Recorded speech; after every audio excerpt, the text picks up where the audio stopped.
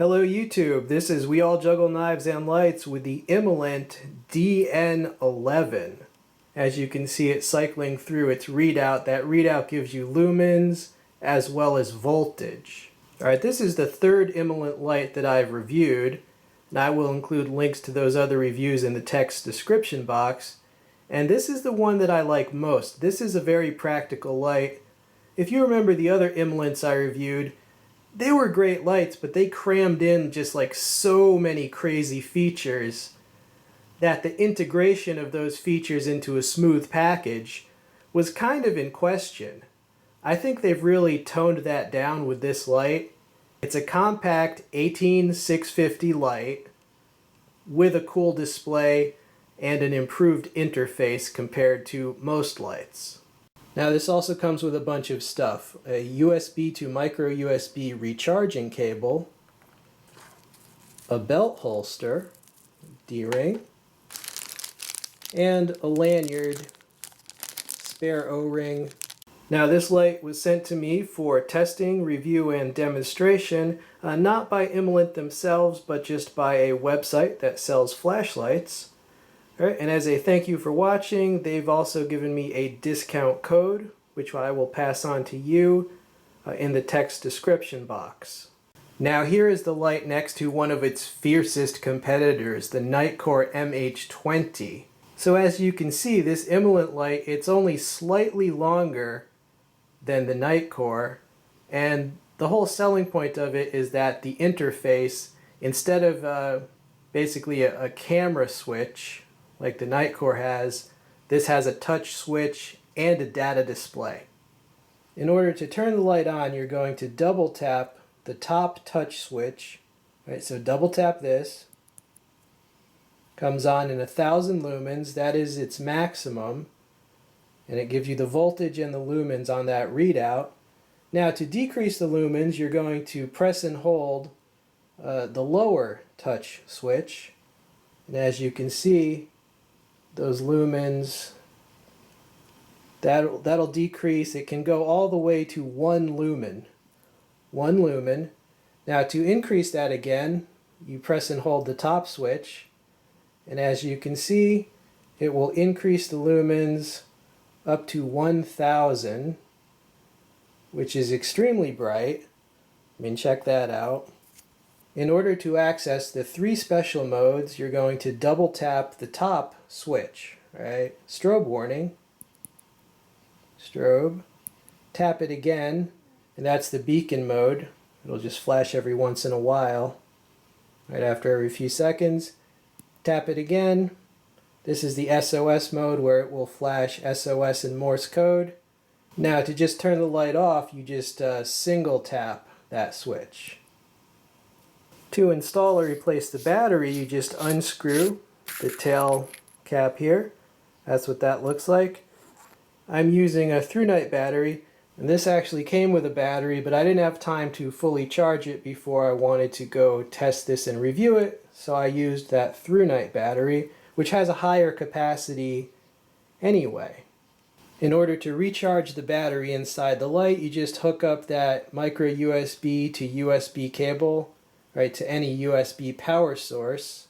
In this case, I'm using my CamaSafe power bank light. Right, and that will basically flash as it's charging, right, and when it's done charging, it won't flash anymore. Now this has a few cool safety features. If it begins to overheat, there is an overheating indicator symbol that will flash on this. And if the battery becomes too drained, there's also a low battery indicator symbol that will flash on the data feed there. And here you see a side profile of the beam pattern with all the lights turned off in my little studio. Alright, so you see it's a fairly focused beam. Note the highway of light down the center. And here we are out in the middle of the night with the Imalent on the old testing board. And wow, there's a lot of crickets and things. There's a lot of night sounds. This is 1000 lumens, the highest setting. Okay, now I'm going to decrease the lumens. Right, slowly decreasing them. You see that? and go all the way. Now increasing the lumens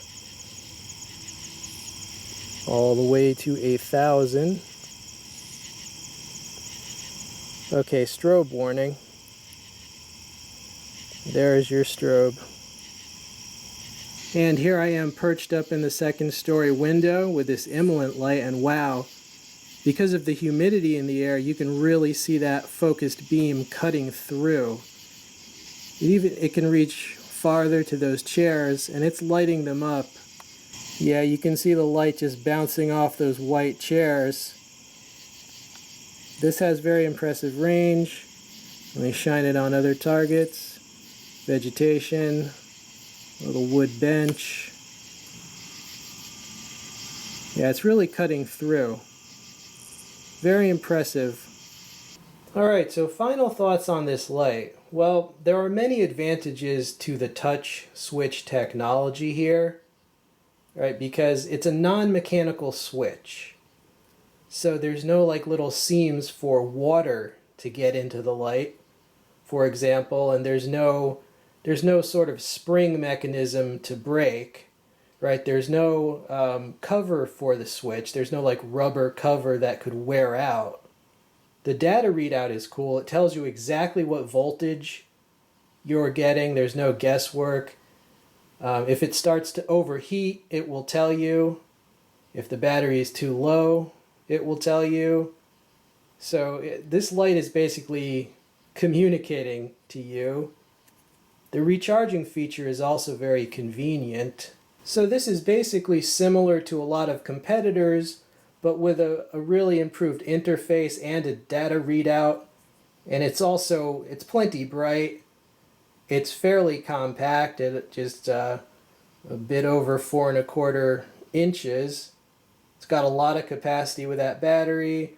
The controls make it super easy because, you just press one switch to decrease the brightness and another to increase it, right? And then double tap for the strobe. The fact that you have to double tap it to turn it on makes it very unlikely that you would accidentally activate it. All right, so I'm very pleased with this light. It's a pretty cool light. It's definitely a strong competitor to the Imalent rival of Nightcore. Hope you enjoyed seeing this light. This has been We All Juggle Knives and Lights. I'm out.